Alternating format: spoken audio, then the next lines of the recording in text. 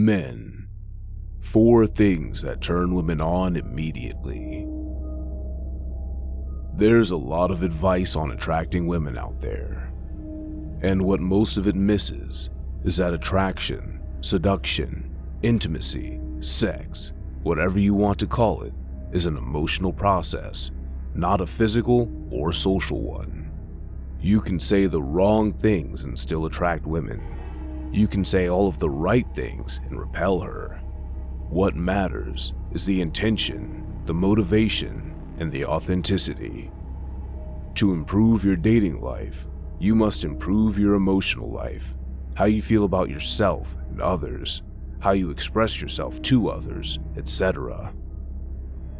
It's not all about learning lines or routines or dressing up a certain way.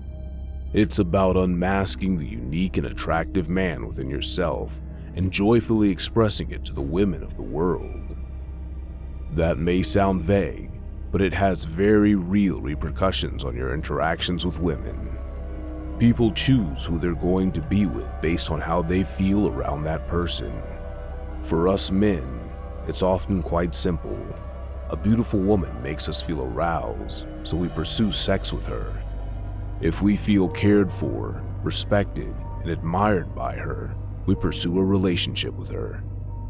But women experience sexuality differently than we do, so it can be a bit more complicated and hard for us to decipher what makes them feel attracted to us. But the principle remains the same. Women go with men who make them feel a certain way. There are several ways to elicit emotion in a woman, and how you go about eliciting that emotion will determine the quality and quantity, or lack thereof, of relationships you have with women. What I'm saying is this: you'll find a lot of varying advice out there on how to attract women. Some will say tease them, some will say to be selfish and rude around them, some will say to buy them gifts, others will say to be cold and calculating. Whichever of these avenues you choose to pursue with women, that is the corresponding relationship you'll create. If you choose to be cold, calculating, and manipulative with women, you will naturally screen for women who will create a cold, calculating, and manipulative relationship with you. If you pursue women with a neediness and idealization of them, then you will attract equally naive and insecure women who will create a relationship of neediness and false idolization. If you pursue women rudely and harshly, you will attract women who respond to harsh emotions and elicit harsh emotions themselves. I encourage men to pursue women with honesty and authenticity, because this screens for women who are honest, authentic, and conscientious themselves, making for far better relationships. The other reason I encourage men to pursue women with authenticity is that communicating your sexuality with women openly forces you to become a confident and integrated man. In the short term, this can be more painful and difficult, but in the long run, this reduces emotional neediness and molds you into a bold and confident man who draws women to him like a magnet. Now, I will tell you 4 things that turn women on. The first thing is a man of status. It is important to mention that there is not yet any consensus on what attracts women to men. Science has found dozens of factors, some major, some minor, but there is no overarching model that is agreed upon by everyone. Anyone who tells you otherwise is lying to you. For instance, a needy man may come up with really clever jokes and have a great job, but he will use them to impress her and get validation from her. Needy behaviors, and will therefore be perceived to be unattractive. Whereas a non-needy man may talk about silly conversation topics, openly admit that he is between jobs, but get very excited and passionate about his rock climbing hobby. Believe it or not, this man will be seen as attractive because his behaviors will be genuine, authentic, and non-needy. The reason is, he's basing his behavior around her on his perception of himself and not her perception of him. The needy man, despite having a nice job and clever things to say, is a follower. He's a pawn of those around him. He will only go so far. The non-needy man, even though he may be a bit aimless and in a downturn in his life, will end up living an enriching and unique life that suits him and makes him happier. If a man values the perceptions of others more than his perception of himself, then he will naturally behave in an unattractive way around them. If he trusts his perception of himself more than the perceptions of those around him, he will be perceived as a non-needy man and therefore behave attractively.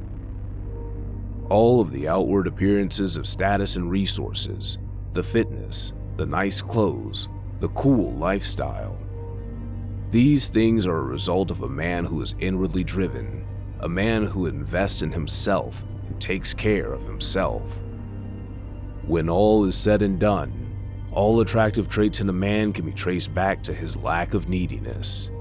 Please note, I am not saying that a man should disregard the perception of others, or that he should trash or disrespect the perception of others, only that he should believe in his perception of himself more than the perception of those around him. Bravery and desire. The biggest aphrodisiac in the world is someone who likes you and isn't afraid to show it.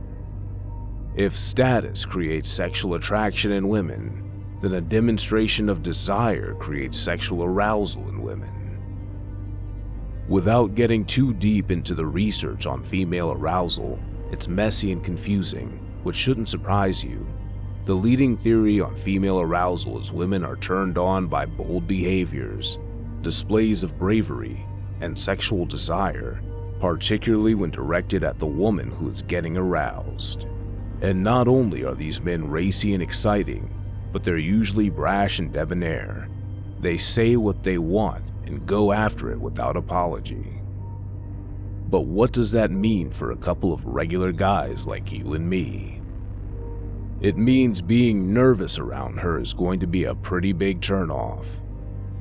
Afraid to talk to her, afraid to ask her out, afraid to kiss her, afraid to take her home.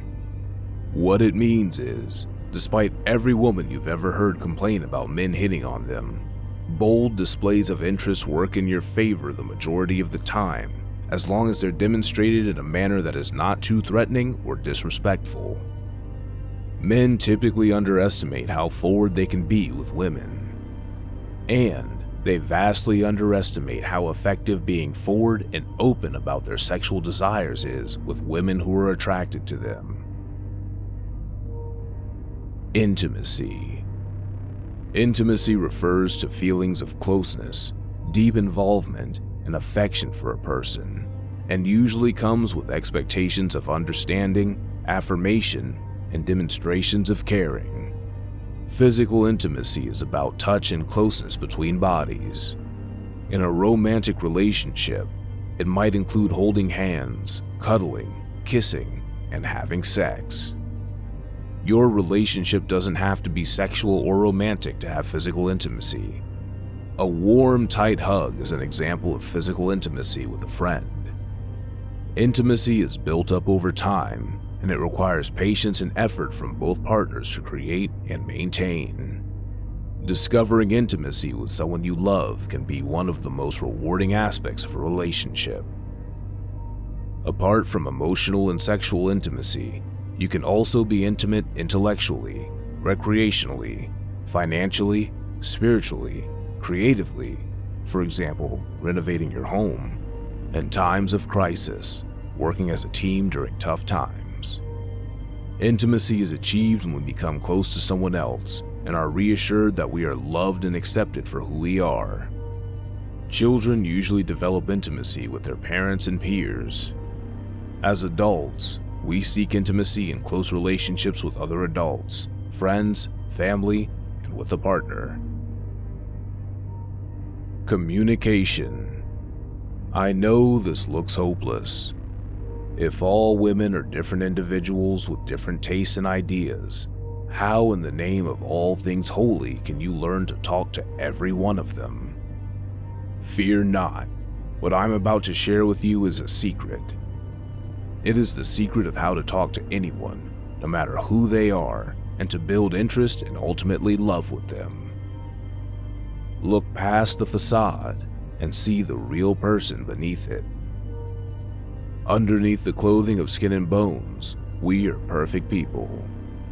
We have crappy baggage and things in our past that haunt us, but these things are not us and we know it. No one likes to be reminded of the bad parts of themselves or their painful past. What we are most proud of is who we are innate. We are most proud of the perfect person underneath. When you talk to a woman, or man, or child, look for the perfect person and talk to him or her.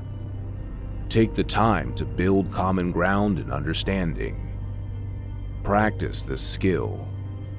Go to the supermarket or somewhere where you will have to interact with people. When you get to the checkout, find something that you like about the checkout person.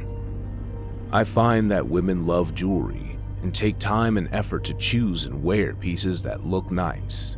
If you find a piece of jewelry on them and you comment favorably to them about it, you will be met with the person looking up and seeing you and not some nameless, faceless person.